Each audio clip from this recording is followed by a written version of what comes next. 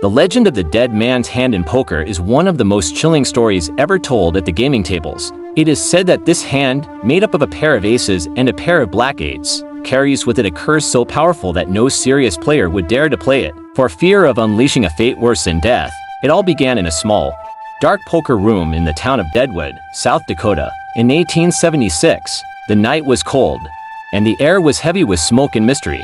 Among the players was James Butler Hickok, better known as Wild Bill, a man famous for his marksmanship with a revolver and his skill at cards. That night, Wild Bill sat at a table where murmurs mingled with the clink of coins and the furtive glances of the other players. It is said that from the moment he entered, something in the atmosphere changed. The shadows seemed to lengthen, and a sense of impending doom filled the room. Please make sure to subscribe to our channel PAMA for family. Like the video, wary but confident, Wild Bill received his cards. As he looked at them, his eyes flashed with a mixture of surprise and fear. He held a pair of aces and a pair of eights, both black. No one in the room noticed his uneasiness, but those who knew him best knew something was wrong.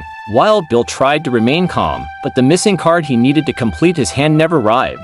Instead, what came was a point-blank shot to the back of his head. Wild Bill fell dead instantly, with the card still in his hand.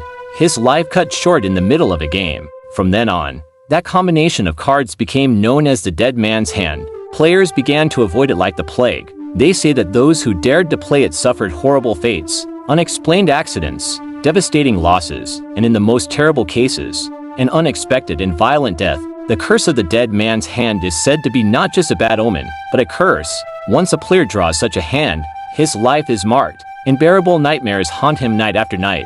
Mysterious shadows stalk him, and the echo of the shot that killed Wild Bill resonates in his mind until he goes mad.